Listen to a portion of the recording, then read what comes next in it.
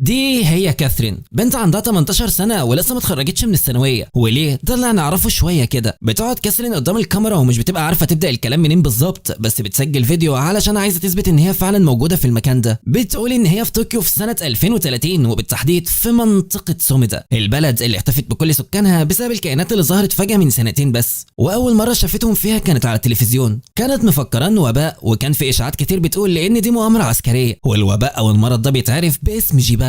واول حاله اصابه تم تسجيلها كانت بتزور البندقيه في 21 اغسطس 2028. بس في الوقت ده الجيش بيقدر يسيطر على المرض قبل ما ينتشر، وبعد كده بفتره قصيره بينتشر المرض ده بسرعه كبيره ومحدش بيقدر يسيطر عليه. هو ما كانش قدامهم حل غير انهم يستسلموا للوباء. فلو عجبتك القصه ومتحمس ليها فما تنساش تعمل لايك وسبسكرايب في القناه دعما لينا، وتوصل الفيديو ده 7000 لايك. والقناه الاحتياطيه بتاعتنا في اول كومنت مثبت، ما تنساش تروح تشترك هناك برضو. ويلا بينا نبدا سرد الحكايه. بنشوف احد المراسلات في الطياره بتحكي عن اللي حصل في البلد، وبنشوف الوحوش في كل مكان بتقتل البشر. وبتقرر كاثرين ان هي تصنع لقاح علشان ينقذ البشر ويرجعهم لطبيعتهم. وبنروح على سنه 1600 وخصوصا يوم 15 اكتوبر. بيبقى اليوم ده ممطر وفيه عاصفه قويه، وبيبقى فيه مركب ماشيه في وسط البحر. بيبقى على المركب دي شابين، واحد اسمه سينسي والتاني اسمه سندا. بيتعرفوا على بعض وبيسالوا سندا ايه اللي حصل وايه اللي جايبه هنا. فبيحكي له سينسي ان في حاجات كتير حصلت معاه، وعلشان نفهم محتاجين نرجع بالزمن شويه لورا. بنشوف سينسي بيتكلم مع الامبراطور، وبيكون قائد ساموراي وقتها. بيطلب منه الامبراطور ان هو يسافر ويعمل تحالف مع العدو، وبيعرفه ان هو لو جاب التحالف ده هينهي النفي بتاعه، وساعتها هيرجع وسط العشيره مره تانية. بيساله سينسي ايه سبب النفي، فبيضحك وبيقول له ان كل ده علشان مشيت مع واحده جميله وصغيره وقتلت واحد واتنفيت بدل ما اتعدم. بتحصل عاصفه قويه في المكان، وبيفوق بيلاقي نفسهم في مكان غريب، وبيشوف سينسي الابراج وبيفكر نفسه وصل للقلعه. ولما بيفوق سندا بيبقى شايف ان الامواج دي حدفتهم في مكان غلط. فبيقول له سينسي شكلنا متنا وده عالم تاني اصلا. بيتمشوا في الشارع وهم حافيين، وبيبقى على الله حكايتهم ولا فاهمين هم فين ولا ايه المكان ده. بيشوفوا بشري قاعد على جنب في الشارع، بيروحوا علشان يتكلموا معاه. واول لما سينسي بيحاول يكلمه البشري ده بيتحول قدامه الوحش وبيهاجمهم. الله، ده ايه الموضوع ده بقى؟ بيبقوا مش فاهمين اي حاجه ومفكرين ان الشخص ده شبح لانه بيتحول بصوره مرعبه. بيمسك سينسي حته حديده وبيضرب بيها الوحش لكنه مش بيأثر فيه. بيجري عليه سنده بطفايه حريق وبيضربه بيها، بس بيطيرها الوحش من ايده وبينزل عليه ضربه هتموته. في الوقت ده بيلاحظ سينسي ان الوحش ده بطيء جدا ويقدروا يهزموه. بتيجي عربيه بتقف عند الوحش وبينزل منها كاثرين، وبتطلع مسدس بيخرج منه حبل بتلفه على الوحش وبتكهربه. بيقع على وشه وبتطلب منهم ان هم يجروا بسرعه من هنا لانه ممكن يفوق في اي لحظه. بيكون معاه راجل كبير اسمه ميدا، وبيطلب منهم ان هم يركبوا معاه العربيه. وبتروح كاثرين تاخد من الوحش ده عينه وبتركب معاهم العربيه بسرعه. بيبص لها سينسي وهو مش فاهم اي حاجه من اللي بتحصل، وبيمشوا بالعربيه. وسند ابن المجنون بقى مبسوط لانه اول مره يشوف حاجه شبه كده. بتديهم كاثرين حلويات وبتسالهم امال انتوا منين بقى. هو بيقول لهم ميدا ان اللبس بتاعهم شكله قديم ونادر جدا. فبيقول لهم سند ان هم جايين من ايده. بتسالهم كاثرين لو كانوا ساموراي، وبيكمل ميدا على كلامها وبيقول لهم انتوا دلوقتي في ايده بس في المستقبل. بيسالهم سينسي ازاي في المستقبل، فبتشرح له كاثرين ان الحروب انتهت من 80 سنه، الدنيا اتغيرت بس في سنتين بالظبط انتشر مرض، والمرض ده بيحول البشر، بيحولهم لوحوش ما عندهاش اي مشاعر، وحوش بس هدفها القتل والتدمير. بيقول لها سينسي يعني كل الحروب اللي حاربتي فيها دي كانت على الفاضي، وفي الاخر البشر طلعوا بيتحولوا لوحوش. وبيسالها سندا عن الشخص اللي ضربوه من شويه ده اذا كان حد من البشر المتصابين بالمرض ولا لا. بتعرفهم كاثرين ان ده مرض الجيباتي، وبيقول لها سينسي انه شافه بيتحول قدام عينه. بيخاف سندا ليكون اخد منه الوباء، فبتعرفوا كاثرين انه علشان يتصاب لازم يتشكي من حقنه فيها الوباء ده. شايفين بقى كل المصايب اللي هم فيها دي؟ ميدا ما بيكونش في دماغه خالص. بيقول لهم انا مش متخيل ان انا اقابل في حياتي حد ساموراي زيكم. بيسالهم ليه مش معاهم سيوف، فبيعرفوا سينسي ان هم لما وصلوا لهنا ما كانش معاهم اي حاجه. بيستفزوا سندا وبيقول له بس انت كده من غير سيفك ولا ليك اي لازمه، مش كده برضه؟ فبيسال ميدا لو كان فعلا قوي، فبيعرفوا سندا انه مشهور هناك بسينسي قاتل الالاف. بيقول لهم ميدا ان هو معاه سيف في بيته، وبيطلب من كاثرين ان هي تنزل تسوق لحد ما يروح البيت يجيب السيف تاني ويرجع. بيوصلوا للمخيم اللي بيقعدوا فيه، وبتعرفهم كاثرين ان عددهم اقل من 100. بيقابلوا حد اسمه براين وبيسالها على الضيوف اللي معاها، فبتعرفوا عليهم بس بيفضل باصص لهم لان شكل لبسهم غريب، وحتى باقي المخيمين بيبصوا لهم ومستغربين منهم. بتروح كاثرين عند امها وبتقول لها ان هي معاها ساموراي ونينجا. بترحب بيهم امها وبتعرفها كاثرين ان هي رايحه للدكتور. سندا بيستغرب وبيقول لها يعني امك ما استغربتش من حاجه لما سمعت عننا. فبتعرفوا كاثرين ان امها منهاره بسبب الوباء ومش قادره تستوعب اي حاجه. بتروح كاثرين للدكتور وبيبقى عنده صاحبه اسمه ادم، وبتحكي لهم كاثرين ان الضيوف اللي معاها دول جايين من الماضي. بيفضل ادم يزعق معاهم وبقى مش طايقهم، وبيعرفهم ان هو رايح علشان يشوف عربيات التبرع، وبيقول لها خلي بالك منهم لا يسرقوا مننا حاجه. طب ليه كده يا عم ادم؟ هم عملوا فيك ايه طيب؟ بيقعد الدكتور يسمعهم بعد ما ادم بيمشي، وبيعرفهم الدكتور على نفسه وبيحكي بيحكي لهم على المرض اللي بيحاول الناس، بيعرفهم ان هو مصدق ان هم جم الماضي، وبيفضل يحكي لهم على تفاصيل سم الجيباتي. وبص يا سيدي، السم لو دخل جسم الانسان بيتحول في 5 ساعات بس. هو بيوريهم صور كتير لوحوش لان شكل التحول بيختلف على حسب عمر البشري ونوع جنسه. فبيقول له سينسي ان هو اتعور من الوحش اللي هاجمهم قبل كده، فبيساله الدكتور لو سمع صوت نقط ميه، لان المريض المصاب لازم يسمع الصوت ده قبل ما يتحول. فبيعرفوا سينسي ان هو مش سامع اي حاجه. بيطمنوا الدكتور وبيعرفوا ان هو كده بخير، وانه لازم يسمع صوت الميه دي في ودانه. وعلشان يطمنوا اكتر فهيستنوا 24 ساعه ويشوفوا هيحس بايه. هو بيعرفوا انه ممكن يتشك بالسم، بس برضه ما ياثرش فيه لان مش كل الاجسام اللي بيأثر فيها السم ده. بياخدهم الدكتور وبيتمشوا وبيسالوا سنده ايه اللي هيحصل لو انا ما اتحولتش بالحقنه دي حتى لو اتشكيت بيها. بيقول الدكتور ان هم مش هيسيبوه غير لما تتحول لوحش او تموت من كتر السم اللي هيدخل جوه جسمك. وعلشان كده احنا بندور على عقار نقدر نحول بيه الوحش لبشري مره تانية. المخيمات بتنور كلها، وبيعرفهم الدكتور ان الوحوش مش بتحب الضوء، وبتديله كاثرين في الوقت ده العينه اللي اخدتها من الوحش. بعدها بيقعد سينسي قدام الكاميرا بتاعت كاثرين وبتطلب منه ان هو يتكلم عن نفسه. بيعرف سينسي نفسه وبيتكلم عن مهاراته، وان في احد المبارزين خده من صغره علشان يعلمه المبارزه. وبعد ما تم ال 15 سنه بينتقل للملك اللي كان بيخدمه، واتدرب كتير لحد ما بقى مشهور بقاتل ال1000 شيطان. بتاخدهم كاثرين معاه للمنطقه السكنيه، وبتعرفهم ان عدد السكان اللي فيها يعتبر 50، وده بسبب الوباء المنتشر. وبتاخد سينسي وبتطلب منه ان هو يتدرب معاها للقتال علشان عايزه تعرف اذا كان قوي ولا اي كلام. بتسالهم مين فيكم الاقوى، فبيقول لها سينسي ان هم في اخر قتال كانوا زي بعض الاثنين. فبتقول لهم كاثرين انا بعمل كل ده علشان عايزاكم تحمونا من الوحوش. بتروح على سينسي وبتديله سيف من الخشب، وبيعرفها سينسي انه هيعمل اللي هي عايزاه لان هي انقذتهم وعايز يرد لها المعروف. والله الواد سينسي ده شهم. بتعرفهم كاثرين ان هي واخده الحزام الاسود في الكاندو، وبتساله لو عايز اي حاجه يلبسها. فبيعرفها ان هو مش متعود يلبس حاجه ومش محتاج غير السيف. بتقف كاثرين قدامه وبتطلب منه ان هو يهاجمها، واول لما بترفع السيف بتاعها عليه بيطيره في ثواني. بتعرف ان هو قوي فعلا. بيلبس سينسي قفازات وحاجات بالنسبه له غريبه، فبتعرفوا كاثرين ان دي موضه العصر اللي هم فيه. بيروح سينسي بعد كده يشوف صاحبه سنده اللي بيلاقيه خربان على الاخر، صابغ شعر ازرق ولا كانه مغني راب يا عم. بعدها بتاخدهم كاثرين وبيروحوا عند مامتها. بتعالج جرح سينسي، وبتعرفوا ان اتكتب له عمر جديد علشان ما تاثرش بالوباء. بيسالها سينسي عن اللي حصل للملك بتاعه، فبتروح ام كاثرين تجيب كتاب تاريخ، وبتعرفوا ان هي مهتمه قوي بالتاريخ القديم. وبتفتح الكتاب وسينسي بيعرف ان الامبراطور بتاعه بيتم اعدامه. الامبراطور بتاعه اتعدم لانه خان اصدقائه، ودي طبعا نهايه الخاين. بيخرج ميدا من البيت بتاعه في الوقت ده بالسيف، وبيفضل يجري لحد ما بيوصل للمخيم، بس بيلاقي ان في وحوش كتير محاصرينه. وفي اخر لحظه بيتدخل ادم وبراين وبينوروا النور علشان الوحوش تهرب،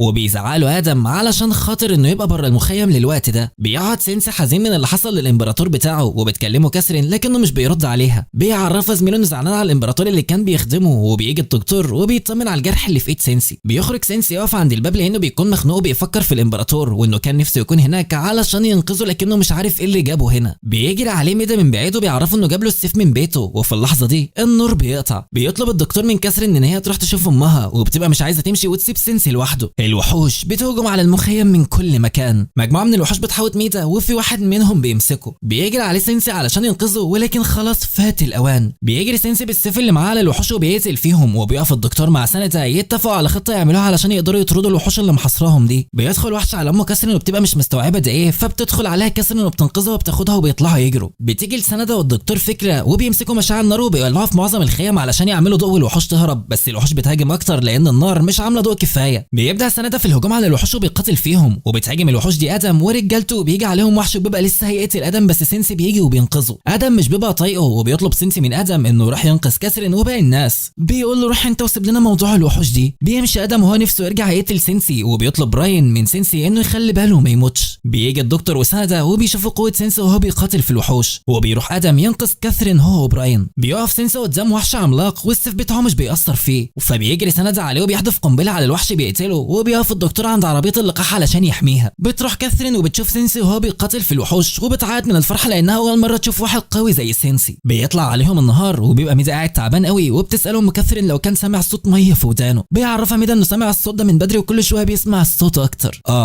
كده ميدا بدا في التحول. بيطلب ميدا من سينسي انه يقتله قبل ما يتحول لوحش، وبيعرفه ان هو مبسوط انه شاف واحد قوي زيه. بتمشي كاثرين وامها من المكان وهي بتعيط، وبيرفع سينسي السيف بتاعه وبيقتل ميدا بيه. بيشوف سينسي سند سندا واقف حزين فبيتكلم معاه وبيبان انه متضايق انه جه المكان ده. بيواسيه سينسي وبيقول له ان هنا زي هناك بس احنا هنا بنقاتل وحوش مش ناس. القائد بيعرف الدكتور ان كل الوحوش انسحبوا اول لما النهار طلع، فبتقترح عليهم ام كاثرين ان هم يروحوا للريف علشان هناك معظمها جبال، وفي النهر في مراكب يقدروا يركبوها ويروحوا على اسيا. بيمسك الدكتور الخريطه وبيلاقي ان كلامها صح وبيعجبه الاقتراح، فبيعرفهم ان هم لازم يتحركوا على هناك. بيجتمع الدكتور بيهم وبيعرف سينسي انه هيحتاج عينه من الوحش علشان يقدر يكمل التطوير بتاع اللقاح. بيقول له كل اللي مطلوب منك انك تقتل عدد كبير من الوحوش واحنا هنجمع منها العينات وبعد كده نمشي. بياخدوا الدكتور معاه على اوضه في عماره وبيكون جامع فيها عينات الفيروس، وبيشكر سينسي لانه من غيره ما كانوش وصلوا لهنا. بيعرفهم الدكتور ان الاوضه اللي هيدخلوها دي ضلمه وممكن يكون فيها وحوش وعايزهم يستعدوا لاي هجوم، وبيطلب من سينسي ان هو يحميهم لحد ما يوصلوا. بيمشي سينسي الاول وبيقابل وحوش في طريقهم وبينزل قتال فيهم. بيطمنهم سينسي ان ما عادش في اصلا للوحوش، والدكتور بيفتح الاوضه وبيطمنهم ان لسه فيها كهرباء. بيطلب منهم ان هم يروحوا يجيبوا الاكل اللي هيحتاجوه لحد ما هو يدخل الاوضه يجيب العينات. بيسمع براين سندا وهو بيشتم على الدكتور، وبيعرفوا براين ان هو الوحيد اللي هيقدر ينقذ العالم، وبيحاول بكل قوته انه يلاقي علاج للفيروس. بيسيبهم براين وبيدخل الاوضه اللي فيها الدكتور وبيعرفوا ان هم كلهم خلصوا، فبيقول له الدكتور ان هو شويه وهيطلع لهم. بيقف براين وبيساله امتى هيخلص اللقاح، فبيستغرب الدكتور وبيقول له في حاجه جديده حصلت. بيقول له براين انا خسرت معظم رجالتي وبطلع السلاسل بتاعتهم، وبيطلب منه انه يلاقي حل علشان مش عايز يخسر اي حد تاني من رجالته. بيقول له انا مستنيك تخلص اللقاح علشان نقدر ننقذ باقي الناس المتحولين. بيطلب الدكتور منه ان هم يجمعوا اكبر عدد من العينات بمساعده سينسي وساندا علشان يقدروا يخلصوا اللقاح في اسرع وقت. بيتجمعوا كلهم في السطح علشان يركبوا الطياره ويسافروا، فبيبص ساندا على سينسي وبيساله هو ليه مش معاه شنطه، فبيقول له ادم علشان يبقى مستعد لاي هجوم من الوحوش. بتيجي عليهم كاثرين وبتبقى متحمسه ان هي هتسافر بالطياره، فبيعرفها سينسي انه حاسس ان في حد بيراقبهم. بيشوف ساندا واحد نايم على الارض في عماره جنبهم، فبيخاف ادم لا يكون عنده الفيروس ويتحول لوحش ويهاجمهم. فبيعرفهم سينسي ان هو هيروح ينقذه، ولو حس ان هو وحش هيقتله على طول. بيركبوا الطياره وبيسوقها الدكتور، فبيعرض عليه براين ان هو اللي يسوق مكانه، فبيطمنه الدكتور ان هو ساق كذا واحده قبل كده. بتعرف كاثرين مكان الراجل وبيقرب من العماره علشان ينزلوا عليها مره واحده، ولكن فجاه بيظهر وحش عملاق بيصرخ بصوت عالي جدا لدرجه ان دماغهم كانت هتنفجر من الصوت. بيسالهم سينسي باستغراب هي مش الوحوش مش بتطلع في النور؟ الراجل بيفوق وبيبقى شايف الطياره والوحش ومش عارف ايه اللي بيحصل حواليه. بيطلع الوحش ده ماده من بقه بتتحول لحبل وبيحدفها على الطياره فبتتلف حوالين الطياره والوحش خلاص مسكهم. بيفتح سنة الباب وبينط من الطياره على الحبل اللي ماسكهم بيه وبيلف حوالين منه خيط في قنابل وبيحدف الحبل لسينسي وبيسحبه. بيحاول الوحش يستخدم حباله مره تانية علشان يمسك سندا، بس سينسي بينزل وبيقطعه بسرعه. بيمسكوا سندا وبيطلب سينسي من سندا ان هو يحدفه على الوحش. بينط عليه وبيضربه بس بيفشل، وبيطلع سندا على الطياره وبيطلب منهم ان هم ينقذوا سينسي. بيعرفوا الدكتور ان هم لو قربوا من الوحش بالصوت ده هيموتوا كلهم. بتلاحظ ام كاثرين الراجل وبيشاور لهم، فسندا بيطلب منه ان هو يسحبه ليهم، فبيمسك الحبل وبيشدهم بكل قوته وبيضرب سينسي الوحش بسيفه المكسور. وبيشوف الراجل وهو بيشد الطياره ناحيته. بتنط كاثرين وامها من الطياره والراجل بيمسكهم وهم بينطوا. الوحش بيحدف الحبل على براين وبيعوره. بيقطع الدكتور الحبل بالمسدس بتاعه بيطمن على براين وبيعرفه ان هو كويس. بتشكر كاثرين الراجل وبتساله عن اسمه، فبيعرفها ان اسمه جوي وانه راهب محارب، وبيطمنهم ان هم ما يخافوش من اي حاجه علشان هو معاهم. بياخد سندا الطياره وبيدخل في الوحش، وبعدها الطياره بتفرقع والوحش بيختفي. سينسي بيكون واقف وخايف على صاحبه وبيلاقيه متعلق في العماره الثانيه بحبل وبيقول له ما تخافش انا مش هموت. بيشكر سينسي سندا علشان انقذهم من الوحش، وبيتكلم مع جو بيعرفه ان هو جاي من زمن اقدم منهم. بيقول لهم ان هو كان بيحارب في مكان ووقع ولقى نفسه هنا. بيعرف الدكتور ادم وبراين ان هم هيقعدوا للصبح وهيروحوا للمخيم وبعد كده هيسافروا. بيسال ساندا عن الوحش اللي هم قتلوه النهارده، وبيعرفوا سينسي ان ده وحش غير وحوش الجيبوتي، وده طبعا باين من قوته. بيسمعهم الدكتور وبيعرفهم ان الوحش ده هو جيبوتي بس معروف باسم ميتارو، وميتارو ده هو نوع من الوحوش لكن اقوى وبيظهر بالليل وبالنهار. بيطلب منهم يخلوا بالهم كويس وانهم ما يناموش لا يظهر واحد تاني. وتاني يوم الصبح بيجتمع بيهم الدكتور وبيعرفهم ان هم لازم يروحوا للمخيم علشان يجيبوا حاجات. بيطلب منهم ان هم يخلوا بالهم علشان اكيد هيلاقوا جيبوتي في اي مكان. وبيطمن براين كمان ان هو هيعالج له رجله. وبتعرفهم كاثرين ان هي هتروح تشوف اي لبس تقيل ليهم علشان اكيد هيتعبوا من اللبس اللي هم لابسينه ده. بياخد الدكتور براين وبيعالجه في المعمل وبيديله حقنه وبيطمنه ان شويه المسكنات هتشتغل، بس بيبان على براين التعب وبيسمع صوت نقاط الميه في ودانه وبيتحول وبيهاجم الدكتور. وبنروح لكاثرين اللي بتقعد قدام الكاميرا وبتحكي عن باباها اللي كان شغال مصور، كان بيسافر في اماكن كتيره ولكنه اتصاب في الحرب. امها عالجته وده كان بدايه تعرفهم على بعض، بس مات وهي عندها 4 سنين وكان نفسها يعيش اكتر من كده، بس دلوقتي بقت احسن من ساعه ما ظهر سينسي وساندا. بنرجع بقى لبراين اللي بيهاجم الدكتور، فبيدخل عليهم ادم بالرشاش وبيطمن على الدكتور وبينزل ضرب في براين. بيشوف ادم السلاسل بتاعت براين واقعين على الارض، وساعتها بيعرف ان الوحش اللي قدامه ده هو براين صاحبه. وبنروح عند سينسي اللي بيقعد مع كاثرين وبيمسك آلة موسيقية وبيلعب عليها وبيحكي لها انه كان عنده واحدة بيعزف عليها بعد كل معركة كعزاء للي ميتين والأسلحة اللي اتكسرت منهم في الحرب. بتلاحظ كاثرين ان امها مش موجودة، بتفضل تنادي عليها ومش بتلاقيها. بيروحوا كلهم علشان يدوروا عليها وبيلاقيها سينسي واقفة قدام متحف للساموراي. بيدخل سينسي وبيلاقي السيف بتاعه معروض في المتحف وبيبقى مش مصدق نفسه ان هو لقاه مرة تانية. بتلاحظ كاثرين ان سينسي شايل سلاحين، فبتسأله عليهم فبيعرفها ان ده السلاح الخاص بيه وواحد تاني بتاع المعلم بتاعه. بيسمعوا صوت غريب حواليهم، ولما بيروحوا يشوفوا في ايه بيلاقوا جو بيضرب واحد من وحوش الجيباتي، وده طبعا غير الوحوش اللي محاصرينه من كل ناحيه. بينزل جيو فيهم ضرب وبتطلب كاثرين من امها ان هم يطلعوا يجروا. بيعرفهم سينسي ان هم لازم يخرجوا من هنا علشان هيتحبسوا مع الوحوش في المكان ده، وعشان المكان ضلمه اصلا. بيطلعوا بره وبتلاقي كاثرين المطر مغرق الدنيا وبتعرف انه السبب في دخول الوحوش لهنا. بيوصل الدكتور بالعربيه وبيلاقي الوحوش طايره كتير، وبتطلع كاثرين مسدسها وبتفضل تكهرب فيهم. ساندا وسينسي كل واحد فيهم ماسك شويه وحوش وعمال يقاتل فيهم، بس الوحوش عددها بيزداد عن الاول. بيطلب منهم الدكتور ان هم يتراجعوا بسرعه علشان يروحوا للمخيم، وسينسي مش بيبقى قادر ياخد نفسه من المجهود اللي عمله. الوحوش بيكونوا واقفين حوالين العربيه وعددهم كبير جدا. بيطلعوا يجروا وسط الوحوش بكل طاقتهم لحد ما بيوصلوا للعربيه وبيركبوا بسلام. بينام سينسي في العربيه من كثر التعب. بنرجع فلاش باك لسنه 1599 بعد وفاه الامبراطور المتقاعد تويوتومي. بيتعب هيودو شي، وبعد موته مجلس الشيوخ بيرجع الساموراي تاني اللي كانوا مبعوثين في الغزوتين لكوريا. سينسي المشهور بلقب قاتل الألف شيطان بيرجع قبل انتهاء الحرب بشكل نهائي. بنشوف ساندا ماشي هو وحبيبته، وفي نفس الوقت بيكون سينسي راجع من الحرب. وسنة 1600 بيتقابل ساندا وسينسي في معركة اسمها السيكا هارو، ودي المعركة اللي هتحدد مصير البلد. وسينسي كان بيخدم الامبراطور، وقبل ما يمشي بيعرفوا الامبراطور انه مش عايز يخون عشيرة تويوتومي، وبيفكروا سينسي ان كان وعده انه هيقف مع وزير الداخلية توكا اللي في الجيش الشرقي. بيعرفوا الامبراطور ان كان هيعمل كده قبل ما يعرف ان الجيش الغربي اتهزم. هو بيقول له ان لو توكا اختفى من العالم فهيبقى الوعد ملوش اي قيمة. وساعتها سينسي بيرفض اوامر الامبراطور وبياخد الجيش بتاعه لمواجهة الجيش الغربي. بيشوف ساندا سينسي في المعركة وبيبقى معجب بطريقة القتال بتاعته، وبيخسروا المعركة وبيرجعوا على بلادهم. وهم ماشيين ساندا بيقطع لهم الطريق وبيطلب المبارزة مع سينسي. بيلاحظ ساندا ان السيوف بتاعت سينسي قوية، وبيجري سينسي عليه بكل قوته وبيعرفه ان كمان سيوفه هتكسر عظمه. بس ساندا بيختفي من قدامه بسرعة وبيرجع تاني وهو لابس سلاح في ايده، بس مش بيقدر يضرب سينسي لانه اسرع منه. بيطلع ساندا فوق شجرة وبيعرفه ان هو هيمشي دلوقتي ولكنه هيرجع تاني يتبارز معاه. بنرجع للواقع تاني وبيمسك ادم السلاسل بتاعت براين وبيفضل يعيط. وهم ماشيين عجلة العربية بتفرقع وبيبص ساندا من الشباك وبيلاقي وحش في وشه. بتعرفهم كاثرين ان الوحوش جت على صوت فرقعة العجلة، وبيخرج ساندا وجيو علشان يقتلوا الوحوش دي، بس بيلاقوا سحالي كتير جاي عليهم. وبيقول ساندا شكلنا كده هنموت كلنا. الوحوش بتحاصر ساندا وجيو، وبيطلع الحبل بتاعه وبيربط بيه الوحش. بيجري عليه جيو بالعصايه بتاعته وبيضرب الوحش الضربه بالطياره. بيعرفوا ساندا ان في واحد تاني طاير فوقهم، فبيقول له جيو ان وراهم جيش كامل جاي عليهم. بتسال كاثرين الدكتور لو هيقدر يمشي بالعربيه وهي كده، فبيعرفها ان هي مستحيل تتحرك. بيجري ادم على الوحوش وهو لابس السلسله بتاعت براين وبيبقى شكله متغير. وبنرجع فلاش باك سريع وبنشوف لما الدكتور صرخ فيهم وطلب منهم يهربوا بسرعه، كان في اللحظه دي وحش بيطارد ادم وجرحه في ظهره. وبنرجع للواقع وبيجري ادم وسط الوحوش وبيسمع صوت نقط الميه في ودانه. بعدها بيتحول الوحش وبيقعد على الارض وبيستنى الوحوش تقرب منه علشان تاكله. بيكون عامل لهم كمين وفي ايده جهاز متفجرات وبيفجر نفسه في الوحوش. بيصلحوا العربيه وبيتحركوا بيها، وبيصحى سينسي وبيعرف ان ادم كمان مات. وبيعرفوا جيو ان ادم ضحى بنفسه علشان كان زعلان على موت براين. بيحس سينسي بالذنب لانه تعب ونام، فبتواسي كاثرين وبتقول له ان انت تعبت وكنت مصاب. بيقول لهم قبل ما يمشي ان انتوا هتكونوا في امان طول ما انا موجود. بيشكر جيو ام كاثرين علشان كانت قاعده بتظبط اللبس بتاعه وبياخد منها اللبس. وشه بيحمر وبيقول له ساندا ايه يا عم وشك احمر كده ليه؟ هو انت علشان اول مره تتعامل مع واحده ست بما انك راهب اكيد ما كنتش بتختلط بستات كتير كده، هو شكلك وقعت في الحب يا معلم. بيخبطوا جيو على راسه علشان بيتكسف اكتر وبيفضلوا يضحكوا كلهم. وبنرجع فلاش باك وبنشوف جيو وهو واقف مع صاحبه وبيعرفوا ان نفسه يتعرف على واحده قبل ما يموت. بنشوف عصر المماليك المشهورين، وفي الوقت ده كان الجيش صغير بس كانوا اقوياء بقوه جيش كبير عسكري. وكان في واحد فيهم اسمه اودا عايز يوحد اليابان. وفي سنه 1570 التلاميذ اتقلبوا على الحكم والامبراطور انسحب من منصبه، بس حصلت معركه كبيره. بيكون جيو مع صاحبه في الوقت ده وبيتصاب صاحب جيو وبيطلب منه ان هو يسيبه ويمشي، بس جيو بيرفض وبيفضل معاه لحد ما يموت. وبعد كده بياخد السلاح بتاعه وبيفضل يضرب في الجنود اللي جايين عليه. بيجري منهم وبيقف في مكان وسط الجبال وبيظهر ضوء وبينتقل للعالم اللي هو فيه دلوقتي ده. بيكمل جيو كلامه وبيقول لهم انه عمره ما اتكلم مع واحده، وبيقول لهم ان لو كان اتجوز كان هيبقى عنده بنت في سن كاثرين دلوقتي. بيقول له ساندا يعني انت عايز يبقى عندك اسره واطفال بوشك ده؟ فبيرد بيرد عليه جيو بعصبيه وبيقول له طب ليه الغلط ده دلوقتي؟ بيضحك سنده وبيقول له انا دلوقتي عرفت ليه انت بتخاف على كاثرين. بيستفزه اكثر وبيقول له طب ايه رايك لما تتجوز ام كاثرين وبكده تبقى اتجوزت وفي نفس الوقت بقى عندك بنت يا معلم، وكده تبقى ضربت عصفورين بحجر واحد يا اسطى. بيوقفوا ياخدوا استراحه في الشارع وبتتمشى كاثرين شويه، وفي نفس اللحظه دي بيقف واحد على العماره وبيحدف عليها شبكه. بيخرج راجل ببرنيطه وبيقف قدام كاثرين وهي جوه الشبكه، وبتقف عربيه قدام عربيه الدكتور وبينزل منها واحد وبيعرفهم ان هم لو سمعوا كلامه مش هيعمل لهم حاجه. بيقول لهم الراجل ابو برنيطه ده ان هم هربانين من السجون، وبيطلب منهم يسيبوا اكلهم ويمشوا. بيرفض سنسي العرض وبيعرفهم بنفسه، والزعيم بيتريق عليه لما بيعرف ان هو ساموراي حقيقي. بيطلب من الرجاله بتاعته ان محدش يقرب، وبيقف قدام سنسي وبيقول له طب وريني انت هتقدر تعمل ايه بقى. بيقرب سنسي منه وبيطير السيف بتاعه وبيقع الزعيم على الارض. بيقول له انت مستني ايه ما تقتلني؟ فبيرد عليه سنسي وبيقول له انا مش بقتل الناس. فساعتها بياخد الزعيم رجالته وبينسحب من المكان. بيمشي الدكتور من العربيه لحد ما بيقرب من نفق وبيقف لانه ما بيكونش شايف اي ضوء فيه. بيبقى فيه وحوش جوه ولو تم مهاجمتهم مش هيقدروا يتخلصوا منهم نهائي. فبيطمنهم سنسي وبيقول لهم ان لو ظهر اي وحش فهو هيقتله. بيدخلوا النفق وبينوروا نور العربيه وبيلاقوا ان النفق مسدود وكله وحوش. بينزل سنسي وسنده وجيو علشان يخلصوا عليهم، وبتبقى كاثرين عايزه تنزل معاهم لكن جيو بيمنعها. بيطلب منها ان هي تحمي امها وبيروحوا يهجموا على الوحوش وبيخلصوا عليهم. بيحضر الدكتور في الوقت ده متفجرات علشان يكسروا الحاجز ويقدروا يمشوا من النفق، وبتاخد كاثرين القنابل اليدويه وبتطلع تجري علشان تفجر النفق هي، ولكن وبنت العبيطه بترمي القنابل بتتكعبل وبتقع على الارض. سنده بيشوفها وبيجري عليها لكن الوحوش بتكون محاصره من كل اتجاه وما بيعرفش يروح لها. حتى كمان سينسي بيبقى حواليه وحوش عملاقه وبيقتل فيهم بالسلاحين بتوعه ومش عارف يروح لكاثرين هو كمان. بتروح بنت على كاثرين وبتكون ماسكه سلاح في ايديها وبتقرب على الوحش وبتقتله. بيقرب وحش على بنت بس بتبعد عنه وبتقتله هو كمان، واول لما بتشوفها كاثرين بيغمى عليها. بنرجع فلاش باك وبنشوف ابو كاثرين في المطار وهو بيودع كاثرين امها وبيعرفها انهم لما يرجعوا هيروحوا يزوروا جده وجده كاثرين. بعد كده بنشوف امها قاعده على القبر بتاع جوزها وبتعيط، وبتعرف من زمايله انه كان بيصور في ساحه المعركه واخد رصاصه من الرصاصات. بنرجع للواقع وبنشوف كاثرين وبتلاقي نفسها لسه عايشه ومحدش قرب منها، والبنت واقفه جنبها وبتحميها وبتقاتل في الوحوش. بتروح كاثرين تسالها انت مين، فبتقول لها ان هي اسمها ايامي وانها كانت شرطيه. بتشكرها كاثرين فبتطلب منها ايامي ان هي تاجل الشكر ده بعد ما يخلصوا من المعجنه اللي هم فيها، وبتسالها لو في حد تاني جوه. فبتعرفها كاثرين ان امها واصحابها جوه وسط الوحوش. بيظهر وحش كبير بيهاجم سينسي وما بيكونش قادر عليه لدرجه ان هو بيوقعه على الارض. بتقرب كاثرين عليه وبتهاجم ايامي الوحش، بس الوحش مش بيأثر فيه حاجه. فبيقرب عليها علشان يهاجمها لكن بيجي سينسي بيهجم عليه وبيقتله. بيجي وحش ناحيه سنده وبيطيره، فبيجري عليه جو علشان يقتله وبيقتله ضربه بالعصايه بتاعته بيموت. في احد الوحوش بيباغت جيو من وراه، ولكن سينسي بيتدخل وبيقتل الوحش ده، وبكده يكونوا قضوا على كل الوحوش. بيتكلم جيو بيقول ان قتل الوحوش دي بيفكروا بمعركته في جيش اودا. بيقول سنده لسينسي هو انت شايف ان قتل الوحوش اسهل من قتل البشر؟ فبيسكت سينسي وما بيردش عليه. بتروح عندهم كاثرين ومعاها ايامي وبتبقى مبسوطه ان هم كلهم بخير. بتنزل امها من العربيه وبتسال ايامي انت مين، فبتعرفها كاثرين بيها وبتقول لها ان هي انقذت حياتها. فبتشكرها ام كاثرين علشان انقذت بنتها من الوحوش. بتعرفها ان هم مسافرين دلوقتي على نجياتا، وبتسال ايامي لو كانت لوحدها ولا معاها حد، وبتعرض عليها ان هي تسافر معاهم. بيخرج الدكتور من العربيه وبيقول لها اكيد هنكون مبسوطين لو سافر معانا حد قوي زيك. بتعرفهم ايامي ان هي لوحدها وانها ما عندهاش مانع تسافر معاهم، وبيطلب الدكتور منهم ان هم يتحركوا بدل ما الوحوش تهاجمهم مره تانية. في الوقت ده بيكون الزعيم ورجالته في النفق بيراقبوا الدكتور واللي معاه، بيبقوا متاكدين ان هم معاهم اكل وعايزين يهجموا عليهم وياخدوا الاكل منهم. بتاخدهم ايامي على ينابيع يقعدوا فيها شويه ويريحوا اعصابهم وبيدخلوا يستحموا. بتتكلم ام كاثرين مع ايامي وبتسالها عن اهلها، فبتحكي لها ان هي امها ماتت على ايد الوحوش. بتحكي لهم عن ابوها، بتقول لهم ان هو كان بائس وكان عضو في الياكوزا وبتبقى مش عارفه اي حاجه عنه. بتقول لهم انا سمعت ان هو اتسجن من مده بسبب حادثه حصلت. بتقول لهم اصلا انا اللي كنت ناوي اعتقله بس هو اتمسك من الشرطه وبتبقى مش طايقه سيرته تماما. في الوقت ده بيكون الدكتور ومعاه سينسي وسنده في الحمام وبيكونوا مبسوطين قوي بالميه. بيقول له سنده ان حاسس ان جسمه بيخف من التعب، فبيعرفوا الدكتور ان الميه السخنه دي بتشفي اي جرح. بيقول لهم سينسي ان المعلم بتاعه كان بيقول له كده، وبياخد سينسي لبسه وبيخرج بره الحمام وبيعرفهم ان هو هيرجع لهم تاني. بيقف سينسي لوحده وبيفتكر ايام ما كان صغير، وبنرجع فلاش باك في الوقت ده وبنشوف سينسي لما كان عيل صغير. امه وابوه بيكونوا ميتين على الارض قدامه، ولما بيلاحظ ان في حد جاي عليه بيمسك السيف اللي على الارض وبيروح يجري علشان يقتل الراجل ده. السيف بيقع من ايد سينسي والراجل ده بيعرفه ان هو جاي علشانه وبيتاسف له لان ما قدرش ينقذ ابوه وامه. بيقرب منه وبيساله على اسمه، فبيتكلم سينسي معاه وبيشيله وبيمشي. بنشوف الراجل وهو بيتدرب سينسي على القتال، وبنعرف ان في الوقت ده حصل معركه وكل اللي كانوا في القريه ماتوا ما عدا سينسي والمعلم اللي اخده معاه. بياخد المعلم سينسي وبيقعدوا في الينابيع وبيعرفوا ان اي جرح او اي وجع في الجسم الينابيع دي بتشفيه. بيطلب منه المعلم بتاعه انه على طول يبقى بيجمع المعلومات، وبيعرفوا ان مهما اي حاجه حصلت في حياته هيبقى وراها سبب، حتى لو ما فهموش دلوقتي هيفهموا بعدين. بتمر الايام وبيكبر سينسي والمعلم بتاعه بيتعب، ووقت بياخدوا الانفاسه الاخيره بيدوا السلاح بتاعه ويطلب منه ان هو يحافظ على حياته، وبعدها بيموت المعلم بتاع سينسي. بنرجع لسينسي اللي بيكون عنده احساس ان في سبب هو اللي جايبه للعصر ده. بتروح عليه كاثرين وبتعرفوا ان هم جاهزين يمشوا وبيركبوا العربيات وبينطلقوا في طريقهم. بيمشي الدكتور بالعربيه وبيعرف ايامي ان في حد ماشي وراهم، وتبص ايامي على العربيه وبتلاقي اللي بيسوق العربيه دي هو الزعيم. والمفاجاه ان الزعيم ده بيطلع ابوها. بيشوف سينسي شاشه قدامه وبيسال الدكتور عليها، فبيفهمه الدكتور ان دي الخريطه اللي بتعرفهم الطريق واللي هيمشوا فيه. بيبص لها سينسي وهو مبهور بيها، فبيسمعوا سنده بيقول له هو انت مبهور بالاختراعات دي كده ليه؟ فبيقول لسينسي علشان انا ما تخيلتش ان اشوف حاجه زي دي قبل كده. بيقرب الزعيم من العربيه بتاعه الدكتور وبيقول له اخيرا مسكتك. سينسي بيبقى مستغرب هم عرفوا طريقهم منين، وبيطلب الزعيم من واحد اسمه غورين انه يعطل طريقهم. بيخرج غورين من الشباك وبيقول له سيب لنا الطلعه دي، وبيفضل يضرب عليهم بالمسدس بتاعه. لكن المفاجاه ان بيقابلهم وحش المترو العملاق اللي السنه فجر بيه الطياره قبل كده. الوحش بيكون شكله شكل البشر ولكنه عملاق جدا. غورين بيضرب الوحش بالنار وبيبدا يتغير لوحش اكبر واضخم، وبيقرب عليه العربيات وبيمسك عربيه الزعيم وبيخبطها بايده. بيتحول لديناصور عملاق بلسان كبير قوي وزي كده في اخره كره حديديه. بيجري عليهم وبيطلب سينسي من الدكتور ان هو يطلع يجري بالعربيه علشان ينقذ اللي معاه. بيقرب الوحش على العربيه بتاعه الزعيم وبيقف سينسي قدامه وبيمنعه. بيطلب من الدكتور ان هو ينقذهم من العربيه الاول. بيجري سنده وجيو على الوحش وبيطلع سنده الخيط اللي بيقاتل بيه وبيلف حوالين رقبته، والوحش بيفضل يشد فيه بس بيبقى اقوى منه. بيطلب منه سينسي ان هو يسحبه باقوى قوه عنده ويبعده بعيد عن الطريق، لكن الحبل بيفلت من ايد سنده. بيحضر سينسي السلاح بتاعه وبيقول له سنده ان شكله مختلف تماما عن باقي الوحوش لانه ما ماتش بعد ما وقع من دور عالي جدا. بيكون فاقد الامل ان هم يعرفوا يهزموه، فبيعرفوا سينسي ان هم هيحاولوا يهاجموه لحد ما يتعب ويموت لوحده. بيجري عليه وبيضربه بالسيف، بس الوحش بيكون سميك من بره زي الطوب، وطبعا السيف مش بيأثر فيه. بيروح جيو يجيب الزعيم ورجالته من العربيه وبيكون مغمى عليهم. بتقف ام كاثرين جنب ايامي وبتسالها اذا كان الزعيم ابوها، فبتقول لها ايامي انها نفسها تسجنه ولو مات دلوقتي هيبقى احسن ليها. بتقول لها ام كاثرين وهي زعلانه ان اكيد مش هيهون عليكي، وبتعرفها في النهايه ان هو ابوها وبتحاول تحنن قلبها عليه، بس ايامي بتبقى على خيرها منه. بتروح كاثرين تزعق عليها وبتقول لها ان ابويا ميت وانت ابوكي عايش، لو في ايدك اي حاجه تساعديه اعمليها وانقذيه لان ده ابوكي في الاول وفي الاخر. بتقول لها ام كاثرين ان اكيد مش هدفك في الحياه انك تسجن ابوكي، وبتطلب منها كاثرين ان هي تكون صريحه اكتر مع نفسها. بيفضلوا يهاجموا في الوحش اللي مش عايز يموت ده، وبيحدف عليه سنده متفجرات بتفرقع فيه بس برضه مش بيموت. بيجري جيو عليه وبيفضل يضرب فيه ولكن برضه مفيش اي حاجه مؤثره. بيطلع الوحش لسانه وبيفهم سينسي ان هو عايز يتكلم. بتخرج ايامي من العربيه وبيعرفها الدكتور ان الوحش ده غير اي وحش تاني ممكن تقابله لانه مش بيموت. بتطلب كاثرين منها تستنى علشان تروح معاها، فبتعرفها ايامي ان هي عارفه هتعمل ايه وبتطلب منها تستنى هي في العربيه. بيقف سنده قدام الوحش وبيطلع يجري والوحش بيجري وراه. بتركب ايامي عربيه وبتجري في اتجاه الوحش وبتنط منها بسرعه، والوحش بياخد العربيه دي وبيطير في النهر. بيفضل رجاله الزعيم يهللوا علشان ايامي خلصتهم من الوحش، وبتبص لهم ايامي وهي مش طايقاهم، وبيطلب منهم الزعيم ان هم ينسحبوا دلوقتي، واول لما بيشوف بنته كده بيخاف منها جدا. بتروح ايامي على ابوها وبتقول له هو انت مش مكسوف من نفسك؟ بتجري وراهم علشان تسرق اكلهم والدنيا متبهدله بالشكل ده. بتزعق فيه وبتقول له لو عايز تقتل حد روح وقاتل الوحوش. بيتكسف الزعيم من نفسه وبيسالها على امها، فبتعرفه ان امها ماتت لما الوحوش هجمت عليهم. هو بتزعق فيه علشان يروح ينتقم من الجباتي. بتقول له السبب اللي مخليني مش قادر اعتقلك لحد دلوقتي ان مفيش اي سجن احبسك فيه، وللاسف مش هقدر اقتلك. بتطلب منه ان هو يمشي من وشها وبتقول له مش عايز اشوف وش امك مره تانية. سينسي بيفقد الوعي وكلهم بيجروا عليه، وبيمشي الدكتور بالعربيه والزعيم هو كمان بيمشي. بعد شويه بيفوق سينسي وبيبان عليه التعب، وبتطلب ام كاثرين منهم ان هم يقفوا بالعربيه في مكان يرتاحوا يومين لحد ما سينسي يخف. بتقعد ام كاثرين جنب سينسي وبتعمل له جمادات علشان بيكون سخن جدا، وبتمسك ايام الخريطه وبيعرفوا ان هم هيعدوا على مطعم في طريقهم. بتقول للدكتور ان ممكن يكون حظهم حلو ويلاقوا اكل في المطعم ده. بيطلب من الدكتور ان هي تعرف الطريق علشان يروحوا لهناك، وهم في طريقهم بيلاقوا شويه سحالي، فبتنزل ايام من العربيه وبتخلص عليهم. بترجع العربيه تاني وبتعرفهم ان هي هزمت السحالي كلهم، وبتطلب ام كاثرين حد يشيل سينسي معاها علشان ينزلوا من العربيه ويدخلوه يرتاح في المطعم. بينزلوا من العربيه بيتمشوا في طريقهم للمطعم، وبيقرب احد الوحوش من رجل ام كاثرين وبيطعنها. بيشوفوا سنده وبيحدف عليه السلاح بتاعه وبيقتل بيه الوحش، وبيعرفهم سنده ان ممكن يكون في سحالي كتير في المكان. بيقول له الدكتور ان هم مش متاكدين لسه، وبيقول لهم الدكتور كمان ان في احتمال يكون الوحش طعنها وفي خلال 24 ساعه تتحول. بيفرض جيو ان ممكن ام كاثرين الطعنه اللي هي طعنتها دي ما يكونش فيها سم. بيطلب منهم الدكتور يرتاحوا شويه علشان سينسي تعبان، وبيعملوا سريرين لسينسي وام كاثرين. بيقعدوا كلهم على اعصابهم وخايفين على ام كاثرين، وبتكون كاثرين نايمه جنب سرير سينسي، ولما بتصحى مش بتلاقي امها. وجيو كان نايم من التعب ومش بيلاحظ هو كمان ان ام كاثرين مشيت. بيخرج سنده وايامي يدوروا على ام كاثرين ويشوفوا اي علاج في الصيدليه يقدروا يجيبوه معاهم وهم جايين، وكمان يشوفوا اي حاجه ياكلوها. بيطمن جيو سنده انه هيحمي سينسي وكاثرين لحد ما هم يرجعوا. بتعمل كاثرين لسينسي كمادات لان السخونيه مش بتنزل منه، وبتلاحظ جواب تحت المخده اللي كانت امها نايمه عليها، وبتقرا الجواب ده وبتكون امها هي اللي كاتباه. بتعتذر لها فيه لانها مش هتكون معاها لاخر الرحله، وكده بتكون خسرت ابوها وامها. وكمان امها بتفكرها ان سينسي وسنده معاها وباقي اصحابها، وبتطمنها ان هم هيحموها. بتفكرها بكلمه كان ابوها بيقولها لها دايما، وهي لكل ليله نهايه. بتطلب منها ان هي تفتكر الكلمه دي دايما، وبتقول لها ان هي لو ما بقتش جيباتي بعد كام يوم هترجع تاني ليهم. بيشوفها جيو وهي بتعيط، فبيروح يواسيها وبيطلب منها ان هي تبطل عياط وتبتسم. بيقول لها جيو ان من ساعه ما وصلوا في الزمن ده وشافها وهي بتبتسم قلبه اطمن، وبيقول لها ان هو مش هيضغط عليها اكتر من كده، وبيوعدها انه هيكون جنبها علشان ما تحسش بالوحده. بيفضل يتكلم معاها ويطلعها من الحزن اللي هي فيه، وبتطلع هديه امها كانت مديها لها وهي رايحه الامتحان، وبتكون تماما للحظ الحلو. بتديها لجيو، بتطلب منه انه يحافظ على حياته وما يموتش، وبتعرفه كاثرين ان هي تخيطها في هدومه علشان ما تضيعش منه.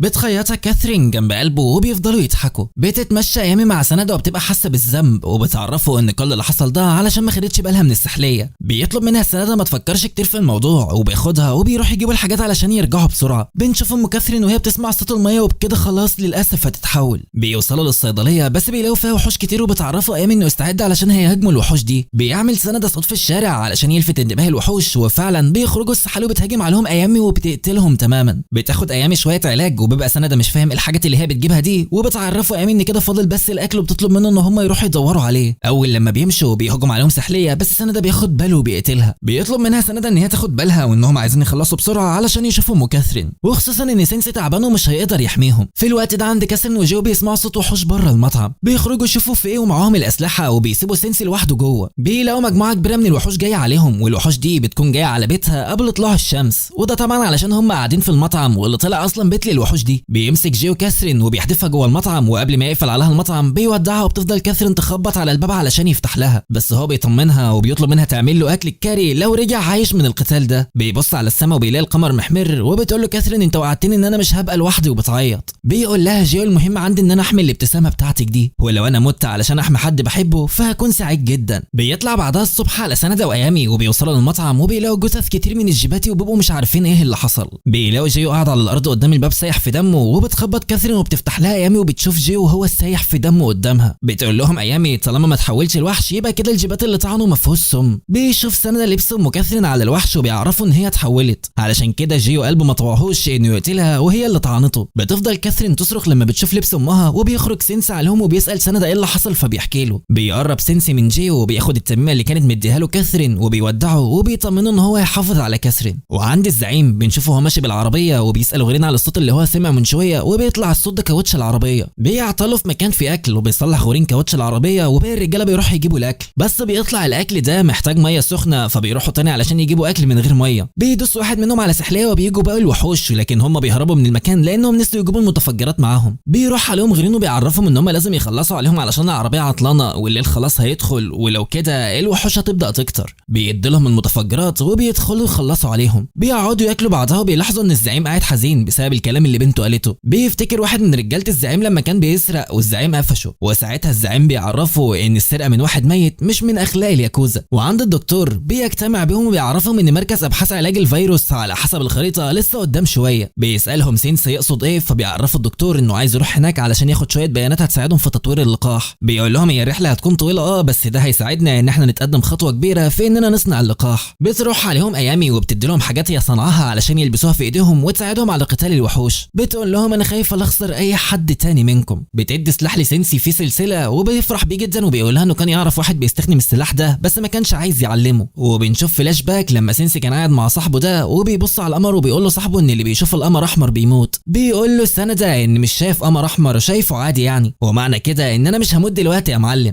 بيبقى سنده معتقد ان هي حكايه خرافيه مش اكتر. وتاني يوم بيحصل معركه، وصاحبه بيستخدم السلاح بتاعه زي السلاح اللي عملته له ايامي. صاحبه بياخد ضربه مكانه في المعركه وبيقع على الارض، وبيعرفه ان هو شايف القمر احمر دلوقتي، وبيوصيه على واحده اسمها اوكاني، وبيعرفه انها بتحبه، وبعد كده بيموت. بيروح سنده على اوكاني وبتعرف ان اخوها مات اول لما بتشوف السلاح بتاعه في ايد سنده. وبنرجع للواقع في الوقت ده، وبتقف كاثرين وبتفضل تفكر في امها، وبيبص سينسي على القمر وبيقول لها انه شكله محمر قوي النهارده. بعدها بيتحركوا الابطال بتوعنا بالعربيه وبيروحوا لمركز الابحاث، وهم في الطريق بيشوفوا وحوش في كل مكان. بيقول لهم سينسي ان في وحوش الوحوش مش بتتاثر بالسيف بتاعه. فبيرد سنده عليه وبيقول له ان احنا مش لازم نتدخل دلوقتي ولازم نرجع، لان الوحوش في كل مكان والليل قرب يدخل علينا. بس الدكتور بيكون مصمم يكمل للنهايه. بيعرفهم سينسي ان حتى لو استنوا برضه مفيش حد هيكون معاهم ويساعدهم. بيوصل الدكتور لمكان وقبل ما ينزل من العربيه بيقول له سنده ركز كده وفوق علشان جيو ما بقاش معانا دلوقتي، بس انا معاك اهو، حياتي هتبقى بين ايديك. بينزل سنده وبيلاقي عربيه الزعيم بتركنوا على عربيتهم وبيقول لهم انتوا برضه. بيقول للايامي شكل ابوك ده ما بتعلمش حاجه. بتمسك ايامي المسدس علشان تبقى عايزه تخلص على ابوها، وبيقول لهم سينسي ان مفيش حل غير ان اتعامل مع الجبات لوحدي وانتوا تتصرفوا معاهم. بيجري رجاله الزعيم على سنده، ولكن قبل ما يتضربوا بتهجم عليهم الوحوش وبيقرب الزعيم عليهم وبيقول لهم انه جاي علشان يقف معاهم ويساعدهم. بيمسك سلاحه وبيجري على الوحوش وبيجري سينسي والسنده معاه. بيشوف سنده رجاله الزعيم وهم بيقتلوا الوحوش وبيعجب بيهم جدا. بيقرب وحش على ايامي ولكن بيتدخل ابوها ويقتله. بيروح سينسي يطمن على الزعيم لانه بيكون متعور في كتفه، فبيعرفه ان هو جرح سطحي وانه حتى مش حاسس بيه. وبيشكروا سينسي على مجهوده اللي هو عمله معاهم، وبيعرفوا الزعيم انهم لو احتاجوه في اي وقت هيكون معاهم ويساعدهم. بيوصل الدكتور للمختبر وبيقعد قدام الكمبيوتر وبيجيب بيانات اللقاح علشان يقدر يعمله، وبعدها بيقعدوا كلهم ياكلوا الاكله اللي كان عايز ياكلها جيو. بتاكل كاثرين وهي زعلانه لان جيو كان نفسه ياكل الاكله دي من زمان. بيلاقي سنده لحمه في الاكل وبيكون قرفان منها، بس بيقول له هوسوكا كل ما تخافش دي لحمه عادي. بيجربها وبتعجبه طعمها قوي، وسنده بيكون عايز يعرف ايه مكونات الاكله دي. بيقول له هوسوكا ان دي توابل الكاري، وبيعرفهم ان في انواع كتير من التوابل يقدروا يستخدموها كعلاج. بيسالوا سينسي علاج ايه، فبتعرفهم ايام ان مش دلوقتي ولكن زمان كانوا بيستخدموا التوابل كعلاج. وبيقول لهم الزعيم ان هم بيستخدموه كمحفز للشفاء. بيحكي لهم زمان وهو صغير انه كان بيروح مطعم وكان بياكل الاكله دي، وكان بيروح هناك مع ايامي كل فتره، علشان كده بيحب الاكله دي لانها بتفكره بايامه وذكرياتهم مع بعض. بيقول لهم الزعيم كمان ان هاسوكا في الاول كان بيصنع قنابل، وبعد كده اتعلم يصنع الاكل وبقى بيعمل لهم كاري طعمه حلو جدا. واول مره كان يعمل الاكله دي كانت وحشه جدا، ولكن دلوقتي بقى طبخه اجمل بكتير. بيطلب منهم الزعيم ان هم ياكلوا ويشبعوا علشان ما يخسروش قدام الوحوش، وبيسال الزعيم على الدكتور، وكاثرين بتعرفه ان هو مشغول بسبب اللقاح اللي بيصنعه. هو بتقول لهم ان هي هتروح دلوقتي علشان تديله الاكل بتاعه. الدكتور بياخد الاكل من كاثرين وبيعجبه، وبتقول له اللي طبخه هو هوسوكا، وباين عليهم ان هم كانوا بياكلوا الاكله دي كل يوم مع انهم اشتكوا منها بس كلها وهم مبسوطين. الدكتور بيقول لها صعب قوي الانسان ياكل نفس الاكله كل يوم، وكاثرين بتسال الدكتور عن اللقاح. بيطمنها الدكتور ان باقي حاجات بسيطه ويخلصوا. بيحكي لها كمان انه كان فاكر نفسه مش هيقدر يطور اللقاح ده ولا هيعرف يعمل حاجه لحد ما راح البندقيه واستخرج المضادات الحيويه من المريض، وبفضل سينسي والاخرين قدر يعمل تطور كبير في الفيروس. كاثرين بتساله هو ده اللي هتصنع بيه اللقاح، وبتبقى حزينه جدا ان امها ماتت قبل ما يخلصوا اللقاح كله. بتطلب منه ان هو يخلص اللقاح بسرعه علشان يقدروا يرجعوا العالم زي ما كان تاني. في الوقت ده بيشغلوا الانوار في مجمع الابحاث، وبيسالهم هوسوكا عن رايهم لما اشتغلت. بيعرفهم ان كان العطل في مولد الكهرباء وهو صلحه، وبوجود النور كده الوحوش مش هتقدر تقرب منهم تاني. كاثرين بتبص على الكاميرات وبتبقى عايزه تسجل فيديو، وغورين بيقعد مع سينسي وبيشربوا عصير مع بعض، وبيعرفوا ان النوع ده صعب يلاقوه قوي دلوقتي. وبيقول له غورين ان هو مبسوط ان هم بقوا اصحاب. سنده بيقعد مع هوسوكا وبيقول له انه شاطر جدا في صناعه الاسلحه، فبيعرفوا هوسوكا ان هو واخد الموضوع كهوايه. فبيسالوا سنده عن الديناميت وبيكون عايز يعرف حاجات عنه. بيقول له هوسوكا ان اعظم اختراع في القرن هو اختراع الديناميت، لانه غير انتاج تاريخ الهندسه البشريه. وبيبقى سنده معجب بمهاراته انه يعرف يطبخ وكمان يعرف يصنع القنابل. وبيعرفوا هوسوكا انه لما شاف الكاري قريب من البارود فحب يرجع يصنع اكل من تاني. بيسالوا سنده هو البارود والكالي شكلهم شكل بعض، وبيطلب منه يفرجوا على القنابل علشان عايز يتعرف عليها اكتر. وبيعرفوا هوسوكا انه معاه كتير قوي منها في العربيه. في الوقت ده بيكون قاعد الزعيم مع بنته وبيعتذر لها انه كان مفكرها هي وامها مسافرين للصين، وبتعرفوا ايامي ان امها فضلت هنا على امل ان هو يسيب الطريق الغلط اللي هو ماشي فيه ده ويرجع عليهم تاني، بس ماتت قبل ما تشوف الحلم ده بيتحقق. بيقول لها الزعيم انا بعد ما قعدت فتره كبيره في الياكوزا كانت السرقه من البشر اسهل من السرقه من الوحوش. وبيقول لها انه ما فاش الا لما سمع الكلام ده منها. بيطلب منها انها تسامحه علشان عايز يعيش معاها وما يسيبهاش تاني، وبتعرفوا ايامي انها مش هتقدر تسامحه بالسهوله دي. بيقول لها طول ما احنا مع بعض اكيد هتسامحيني في الاخر. بيروح الدكتور وبياخد عينات من الجباتي علشان يكمل اللقاح، وبيقعد سينسي وبيعزف لهم الموسيقى. سنده كمان بيكون قاعد مع هوسوكا وبيفرجوا على المتفجرات، وبيفتكر سنده كل اللي ماتوا من اصحابهم، وبيتخيل حبيبته وهي بتنادى عليه. وفي اللحظه دي بيطلع الوحش العملاق اللي كان في النهر قدام مركز الابحاث اللي هم فيه. الله يخرب بيتك يا اخي وانت مش بتموت. بيبص الزعيم الشباك وبيلاقي وحش الجبات المتطور واقف قدام مركز الابحاث.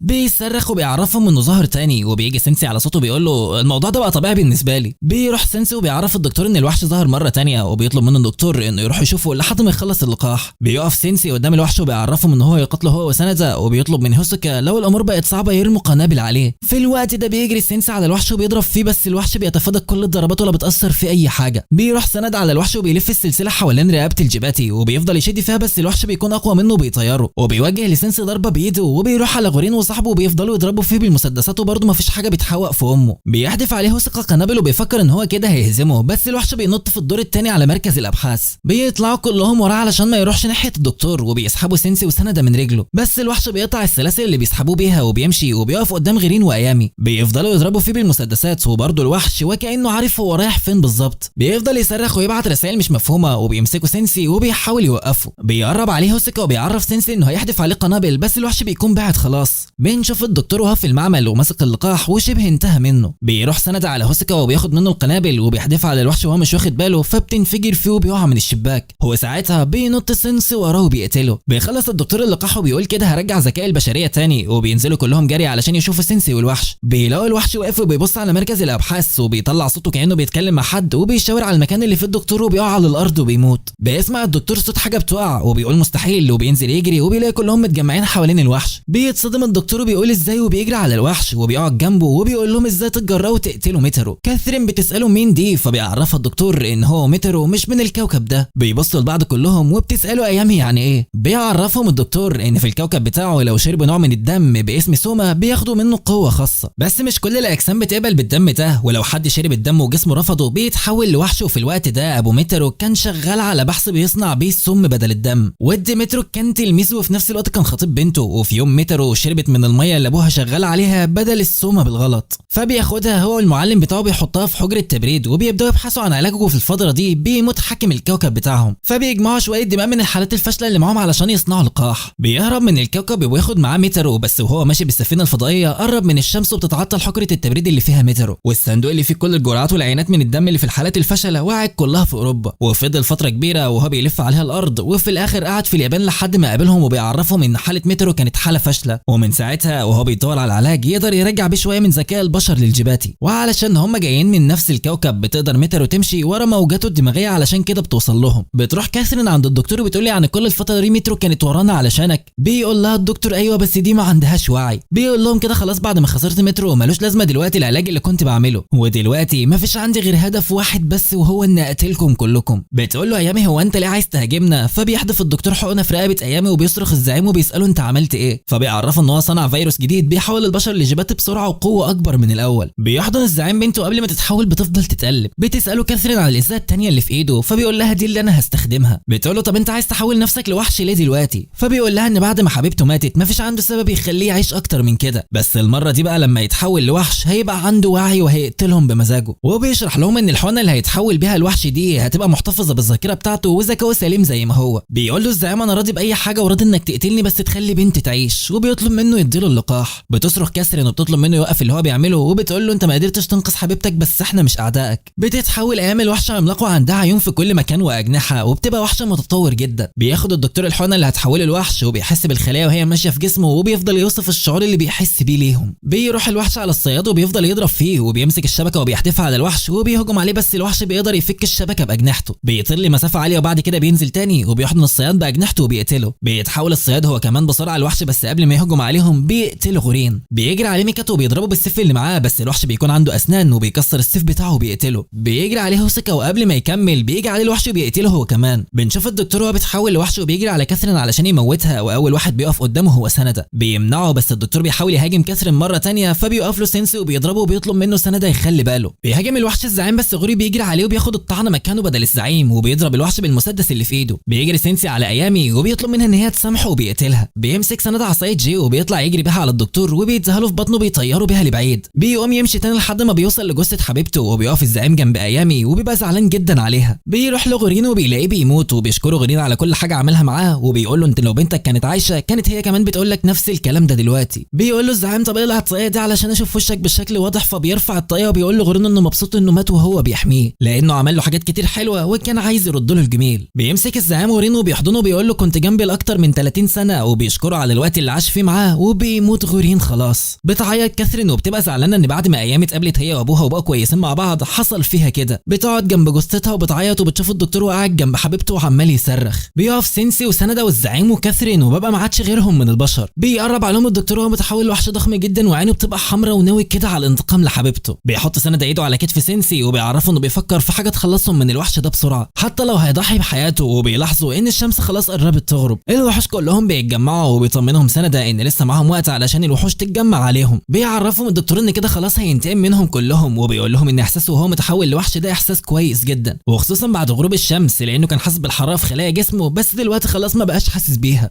هو كده ما بقاش غير حاجه واحده بس هي اللي موجوده، وهي الكره ليهم. بيجري عليهم سنده وبيضربه بالعصايه بتاعت جو، وبيطلب من كاثرين ان هي تجري لحد ما يخلصوا عليه. بيقول لهم الدكتور طب يلا نلعب مع بعض شويه. بيستخدم الدكتور ديل وبيضربه بيه، وبيتفاجئ سنده وبيقول له هو انت غيرت شكلك بشكل كبير كده ليه؟ بيحط العصايه تحت رجله وهو بيكلمه، وبعدها بيخبطه وبيطلع الخيط اللي معاه بيلفه حوالين رقبته، بس الدكتور بيحرك رقبته حركه بسيطه بيطير سنده لبعيد. بيعرفهم سنده ان ده اقوى من اي وحش جيباتي هاجمهم قبل كده. بيقول الدكتور انا حبيبتي ما كانتش هتهاجم حد منكم، كانت جايه علشاني، بس انتوا ما سبتوهاش وهاجمتوا عليها وقتلتوها. بيطلب سينسي من الزعيم وكاثرين ان هم يمشوا، لكن الزعيم بيعرفه ان هو مش هيسيبه ويهرب. بيروح الدكتور على سنده وبيخرج لسانه بيبقى طالع منه نابين كبار، وبيطلب من سنده ان هو يستسلم ويبقى وحش. بيجري عليه سنده بالصناره بس بيمسكها الدكتور وبيفضل يلف بيه في الهواء. بيسيب الدكتور الصناره وبياخدها سنده وبيطير بعيد. بيضربه برجله في وشه، وبعد كده بيحدفه بسلاح حديد صغير بس الدكتور بيبعد ومش بتيجي فيه. بيفضل سنده يضرب في الدكتور وبيطلع سكينه وبيرشقها في بقه، بس الدكتور بيكسرها بسنانه وبيرفع ديله وبيديله ضربه بيرميه بعيد على العربيه. بيقرب عليه الدكتور وبيرفع رجله ولسه هيدعك وش سنده بالاسفلت، بس بيجي سينسي وبيرفع رجل الدكتور بالسيف بتاعه. بيضحك الدكتور في الوقت ده وبيقول له انت جيت. بيهجم سينسي على الدكتور بس الدكتور بيتفادى الضربه. بيحدف سنده الخيط بتاعه على الدكتور وبيربط بيه ايده، وبيهاجمه سينسي بالسيف بس السيف بتاعه بيتكسر. بيقطع الدكتور الخيط اللي حوالين ايده وبيجري سينسي عليه علشان يجرحه بالسيف، بس الدكتور بيكون مطور الفيروس ده وبيخلي جسمه قوي جدا والسيف بيتكسر نصين. بيدور الزعيم وكاثرين على اي حاجه يقدروا يستخدموها ضد الدكتور، وبتلاقي كاثرين السلاح بتاعها، وبيفتش الزعيم في الشنطه بتاعت هيسوكا وبيفتكر بنته ايامي، وبيكون عايز ياخد بطارها من الدكتور. بيجري سينسي بكل قوته على الدكتور وبيستفز الدكتور وبيقول له انت هتقدر تهجم عليه بسيف واحد؟ فبيضربه بالسيف ولكن الضربه بتكون من غير اي فايده، فبيشيل الدكتور عربيه بايد واحده وبيحدفها على سينسي. بيظهروا السحالي لما بيسمعوا صوت عالي، وبيروح الدكتور على سنده وهو مبسوط انه خلص على سينسي اللي قتل كتير من الجيباتي. بيبقى سنده واقف في مكانه عاجز لان مفيش اي سلاح بيأثر فيه. بيتلف حبل حوالين رجل الدكتور وبيبص بيلاقي الحبل ده نازل من المسدس بتاع كاثرين اللي بتكهربه، وبتقول ان اكتر من 90% من الخلايا الداخليه في الوحوش بتتمتع بنقل الحراره بنسبه 80%، وما بيكونش عندهم مقاومه للكهرباء، وبتعرفهم ان هي اتعلمت المعلومات دي منه. بتكهربه جامد فبيضحك وبيشد المسدس من ايده وبيقول لها الدكتور هو انت اتاكدت ان الكهرباء بتاثر على الجيباتي؟ بيهاجم سند الدكتور وبيحدف عليه السلاح بتاعه ولكن مش بيأثر فيه. الدكتور بيتطور اكتر وبيطلع له جناحات وقرنين كبار وجسمه بيبدا يبقى عملاق، بيتحول وبيبقى شكله شبه ايامي لما اتحولت، بس هو بيبقى اقوى بكتير منها. بيهاجم الدكتور سند بديله وبيقول له انتوا مجرد حاجات غريبه دخلت للعالم ده. بيفضل الدكتور يضرب في سند لحد ما بيجيب دم من بقه. بيخرج سينسي وبيقول للدكتور ان وجودهم هنا من زمن تاني هو سبب دخوله للكوكب. بيقول للدكتور ان بعد ما انتشر المرض في كل مكان في العالم وشافوهم وشافوا قوتهم عارف ان قدرهم يتجمعوا مع بعض مره تانية. في الوقت ده كان كل هدفه انه يرجع حبيبته بشريه من تاني علشان ياخدها ويرجعوا لكوكبهم، بس دلوقتي بعد موتها كل حاجه بالنسبه له انتهت. بيقول له سينسي يعني انت قعدت كل الفتره دي بتشتغلنا وبتستغلنا؟ فبيقول له الدكتور ايوه بالظبط، وقدرت بسببكم ان اكمل اللقاح اللي هيعيد الذكاء البشري للوحوش، وكل ده بفضل العينات اللي جمعتوها. فبيقول سينسي لسنده في الوقت ده ان هم هيحاربوا بكل اللي يقدروا عليه. بيقرب الزعيم على سينسي وبيديله سلاح يستخدمه وبيطلب منه ياخد له بطار بنته منه. بيطلب من كاثرين ان هي تخلي بالها وتعيش، وبيجري على الوحش وبيقول لهم اتفرجوا. بيقول له انت ليه عملت كده في بنتي؟ وبيهجم عليه بس الدكتور بيديله خبطه وبينزف من بقه وبيقول له الزعيم ده كل اللي انا كنت عايزه. بيقلع الروب اللي لابسه وبيكون لابس حزام كله قنابل وبيصرخ وبيقول لبنته انا جايلك. بينفجر هو الدكتور وسينسي بيقول له سيب لي الباقي بقى، وبيروح يهجم عليه وبيطلع السيف بتاعه وبيطير راسه اخيرا. وبيروح سنده بعدها علشان يفجر باقي جسمه. بيروح سينسي عند كاثرين وبيمسك ايديها وبيحضنها سنده، وبعد كده سينسي وكاثرين وسنده بيمشوا. بيروحوا على النهر وبيلاقوا قارب هناك، وبتعرفهم كاثرين ان هم لازم يركبوا ويمشوا فورا من هنا لان الوحوش بتبقى كلها متجهه عليهم. بيركب سنده وكاثرين المركب بس سينسي بيرفض يركب معاهم. بيعرفهم انه الطعن لما وقعت على العربيه، وبيقول له سنده ان ممكن الطعنه دي ما يكونش فيها سم. فبيقول له سينسي ان ممكن بس هو مش عايز يعرضهم لخطر لو اتحول لوحش وهم في القارب. بتعيط كاثرين علشان حاسه بالذنب ان هي اللي ورطتهم في كل ده، وبيقول لها سنده ما تقوليش كده. بيقول لها سينسي ان انت اللي عملت الصح، وبتديله كاثرين جهاز علشان يعرف مكانهم لو ما تحولش لوحش. ساعتها بيروح سينسي يقف وسط الوحوش وبيقول لهم انا جيت من الزمن بتاعي للعالم ده علشان اخلص عليكم. وبس كده الملخص بتاع النهارده خلص. ما تنساش تعمل لايك وسبسكرايب في القناه وتقول لي لو عايز الموسم الثاني من الانمي ده، ويلا اشوفكم الفيديو الجاي. سبحان الله وبحمده، سبحان ربي العظيم. صلى على النبي وسلام.